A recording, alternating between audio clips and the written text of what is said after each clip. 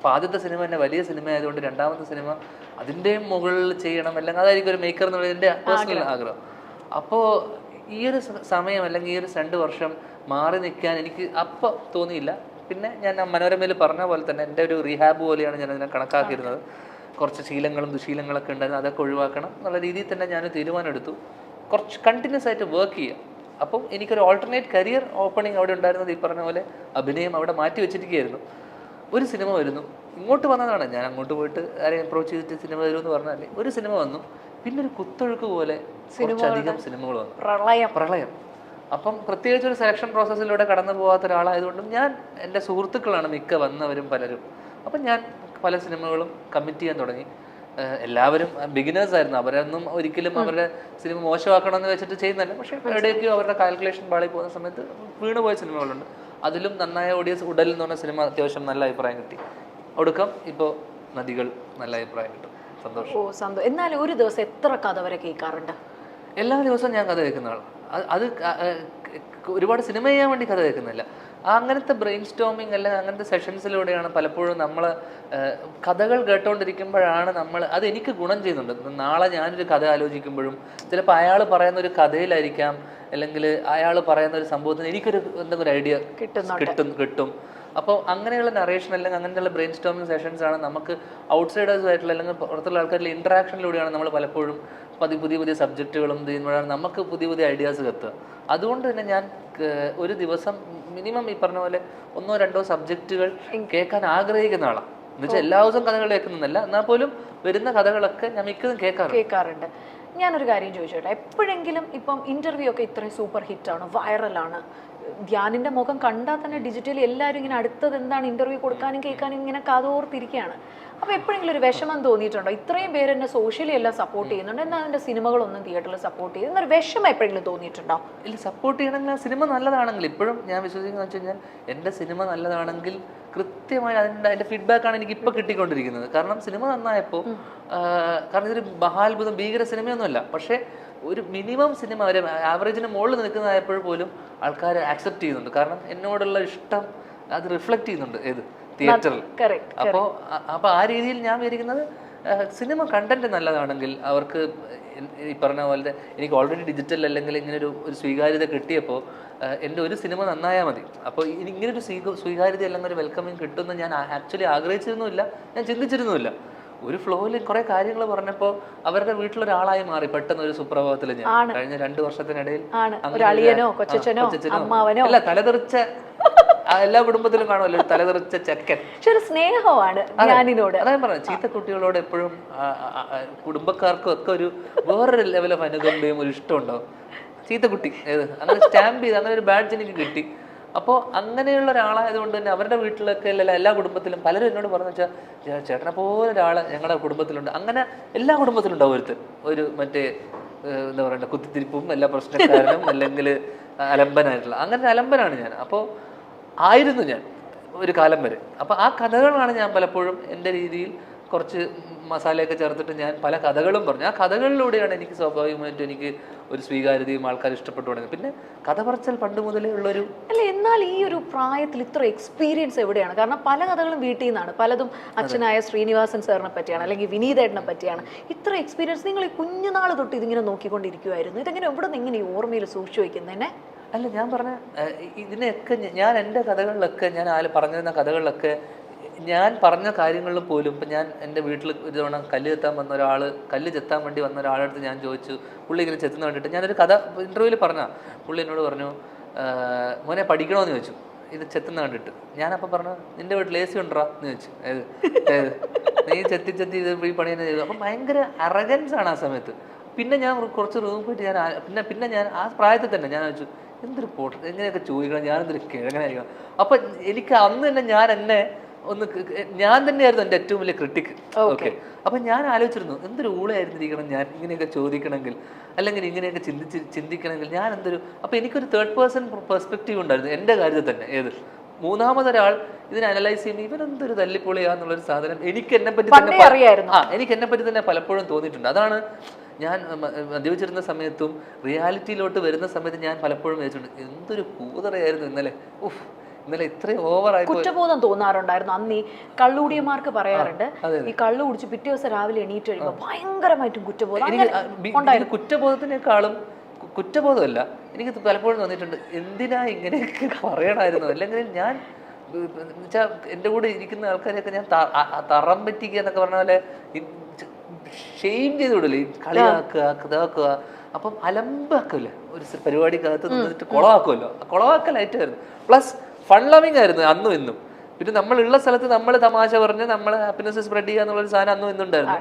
പക്ഷേ എന്നാൽ പോലും ഒരു ലെവൽ വിട്ട് കഴിഞ്ഞാൽ ഞാൻ പറയാം എന്നുള്ള സാധനം. അപ്പോൾ പിറ്റേ ദിവസം ആകുമ്പോൾ റിയാലിറ്റിയിലോട്ട് ഞാൻ വരുമ്പോൾ ഷോ ഇത്രയൊക്കെ വേണ്ടി എന്തിനായിരുന്നു, എന്തൊക്കെയാ പറഞ്ഞത്, ഇങ്ങനെയൊക്കെ സംസാരിക്കേണ്ടിയിരുന്നില്ലല്ലോ. കള്ളുകൂടി എല്ലാം ഇപ്പൊ പൂർണ്ണമായിട്ടും കള്ളുകൂടി, സിന്തറ്റിക് ഡ്രഗ്സ് എല്ലാം മാറ്റി. പുകവലി ഷൂട്ടിനിടയിൽ മാത്രം പുകവലിക്കുന്നുണ്ട്, ബാക്കി എല്ലാം എന്നേക്കുമായിട്ട് അവസാനിക്കും. എല്ലാം ഫുൾ സ്റ്റോപ്പ്. പെട്ടെന്ന് ഒരു ദിവസമാണ് അത് ചിന്ത വന്നത്, ഇന്ന് ഞാൻ നിർത്തും, ഇനി ഈ മൊമെന്റ് തൊട്ട്, അങ്ങനെ ഒരു ചിന്തയായിരുന്നു.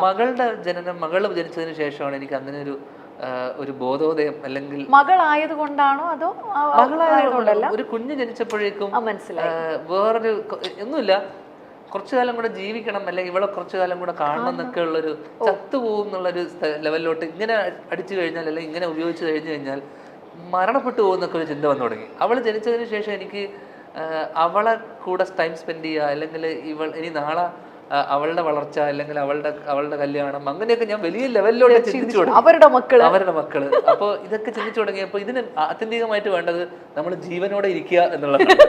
അത് ജീവനോടെ ഇരിക്കണമെങ്കിൽ ഇത്തരം ശീലങ്ങൾ ഉണ്ടെങ്കിൽ ഒരിക്കലും അധികകാലം ജീവിക്കില്ല. അതിന് മുമ്പ് കാരണം നിങ്ങളുടെ രണ്ടുപേരുടെ അർപ്പിതയുടെ ഒരു ലവ് മാരേജ് ആയിരുന്നു. അപ്പൊ അർപ്പിത ഒന്നും പറഞ്ഞിട്ടില്ല ഇത് നിർത്തണം? തീർച്ചയായിട്ടും പറഞ്ഞിട്ടുണ്ട്. പക്ഷെ കാമുകിമാര് നമ്മൾ ഇതുപോലത്തെ കാര്യങ്ങൾ പറയുമ്പോൾ നമ്മളെ മൈൻഡ് ആക്കില്ലല്ലോ സ്വാഭാവികമായിട്ടും. ഭാര്യയായിട്ട് വന്നപ്പോഴും ഭാര്യയായിട്ട് വന്ന ഒരു 1.5 വർഷം കഴിഞ്ഞപ്പോഴേ, കാരണം ഞങ്ങൾ ഒരുമിച്ചിരുന്ന് ചെറിയ രീതിയിൽ അടിച്ചുകൊണ്ടിരുന്ന ആൾക്കാരാണ്, ഞങ്ങൾ ഒരുമിച്ച് ചില്ല് ചെയ്തുകൊണ്ടിരുന്ന ആൾക്കാർ. അപ്പോൾ അവൾ അതിനെ പ്രോത്സാഹിപ്പിച്ചിരുന്നുമില്ല. പക്ഷെ എന്നാൽ പോലും എന്നോട് പറഞ്ഞിരുന്നു ഒരു ലിമിറ്റ്. ഇന്ന് ഞാൻ അവളെ ലിമിറ്റ് ചെയ്യേണ്ടി വരുന്ന അവസ്ഥയുണ്ട്. അത് വേറെ അതിൻ്റെ ഒരു ഐറണി അതാണ്. അപ്പോൾ അന്ന് പറഞ്ഞത് ഇതൊക്കെ കുറച്ച് കാലം കഴിയുമ്പോൾ നിർത്താൻ. ഞാൻ പറഞ്ഞു നിർത്താം പതിയെ പക്ഷെ അതിൻ്റെ ഒരു കാരണം പോലെ, അല്ലെങ്കിൽ എൻ്റെ ജീവിതത്തിൽ ഒരു പെൺകുഞ്ഞുണ്ടാകുമ്പോഴേക്ക് അതൊക്കെ ഒരു സുപ്രഭാതത്തിൽ ഇതൊക്കെ ഒരാളുടെ വരവോടുകൂടി ഇതെല്ലാം നിർത്തേണ്ടി വരുന്നൊരു സാഹചര്യം ഉണ്ടാവുകയും ഞാനൊരു തീരുമാനം എടുക്കുകയും ചെയ്തത്. ഓ സ്വീറ്റ്. അല്ല ഇപ്പം ഞാനൊരു കാര്യം കൂടെ ചോദിച്ചോട്ടെ, സാധാരണ ഈ കള്ളുകൂടിയന്മാർക്ക്, ഞാൻ അന്നത്തെ കാലത്താണ് പറയുന്നത്, ഭയങ്കര സിഗ്നേച്ചർ എന്തെങ്കിലും കാണും. ചില കള്ളുകൂടിയന്മാർ 3 പെഗ്ഗൊക്കെ കഴിഞ്ഞു കഴിഞ്ഞാൽ കരയുക, ഓവറായിട്ട് ചിരിക്കുക, പാട്ട് പാടുക, തെറി വിളിക്കുക, അങ്ങനെ ധ്യാനം ഭയങ്കരമായിട്ട്. ഈ പറഞ്ഞ എല്ലാം ഉണ്ടായിരുന്നു. ഇതിലിപ്പോ പറഞ്ഞ ഒന്നും തന്നെ ഒഴിവാക്കാൻ പറ്റില്ല. ഈ പറഞ്ഞ മീര പറഞ്ഞ ഇതിന്റെ എല്ലാം ഓരോ ഘട്ടങ്ങളായിട്ടാ. കുറച്ച് കഴിയുമ്പോൾ പാടും, ചീത്ത വിളിക്കും, അലമ്പും, അടിയുണ്ടാക്കും, എന്തൊക്കെ ന്യൂസൻസ് ഉണ്ടാക്കാൻ പറ്റുമോ, എന്തൊക്കെ എന്റർടൈൻമെന്റ് പ്ലസ് ന്യൂസൻസാ അതിന്റെ ഒരു. കാരണം നേരം വെളുപ്പിക്കുക എന്നുള്ളതായിരുന്നു എൻ്റെ ഒരു. രാത്രി അടി തുടങ്ങിയാൽ പിന്നെ വെളിച്ചം കാണുന്നവർ അടിക്കണം, ഈ വെളിച്ചം കണ്ടിട്ടേ നിർത്തുള്ളൂ, അതായിരുന്നു ശീലം. അപ്പൊ അതിൽ എത്ര എണ്ണം അടിക്കുന്നു, ഇത്ര അടിച്ചാൽ ഫിറ്റാവും, അങ്ങനെയൊന്നുമല്ല, അടിച്ചോണ്ടിരിക്കില്ലായിരുന്നു. നേരം വെളുപ്പിക്കുന്നവരെ ഈ പരിപാടി ചടങ്ങ് തീർത്ത് എന്തെങ്കിലും ഈ പറഞ്ഞല്ലോ കള്ളുകൂടി ഓവറായിട്ട് ഈ വണ്ടി ഓടിച്ചിട്ട് വന്നു വല്ല കേസോ അങ്ങനെ എന്തെങ്കിലും വന്നിട്ടുണ്ടോ? അങ്ങനെ ഓടിക്കാൻ പോയി ബോധം ഉണ്ടായിട്ട് പുറത്തിറങ്ങാൻ പോയി പറ്റാത്ത അവസ്ഥയല്ലേ.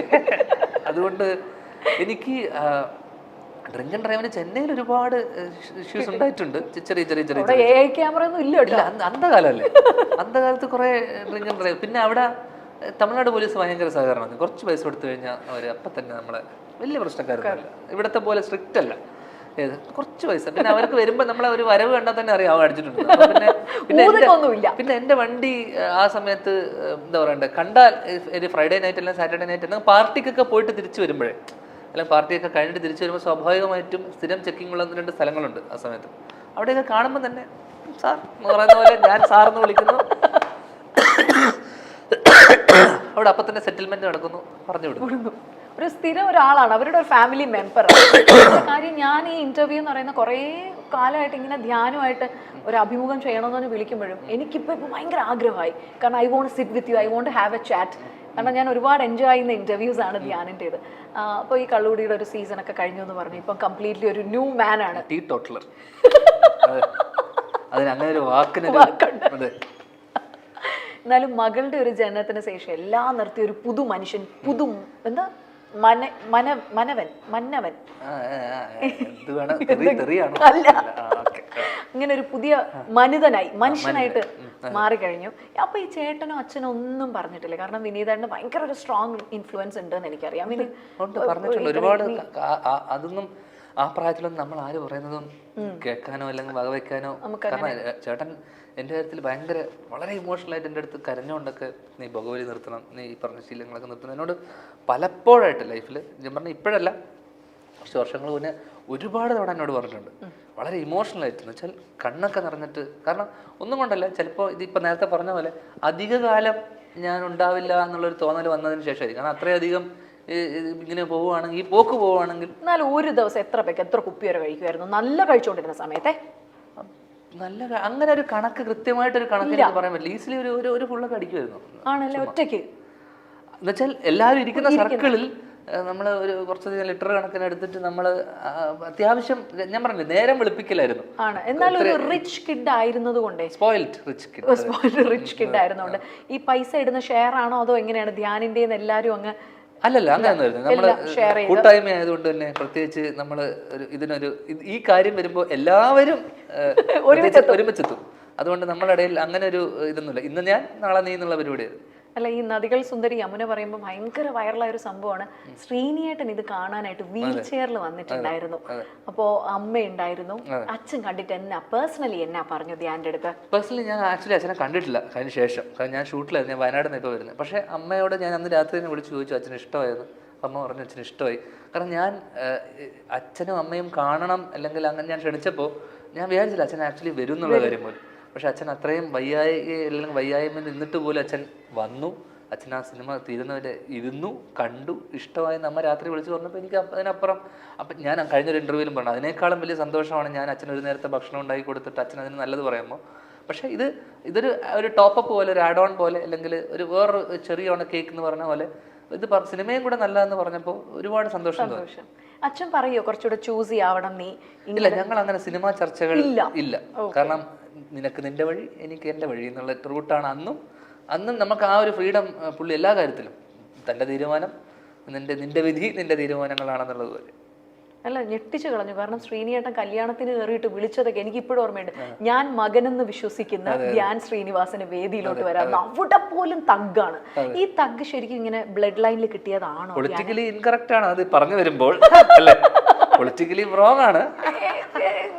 മകനെന്ന് വിശ്വസിക്കുന്ന. അപ്പൊ അവിടെ പോലും നമ്മളിപ്പോ പൊളിറ്റിക്കൽ കറക്റ്റ്നെസിന്റെ കാലത്താണ് നിൽക്കുന്നത്. അങ്ങനെ നോക്കുമ്പോൾ വളരെ പൊളിറ്റിക്കലി റോങ് ആണ്. അതിന് എനിക്ക് വേണമെങ്കിൽ കേസ് കൊടുക്കാവുന്നതേ ഉള്ളൂ.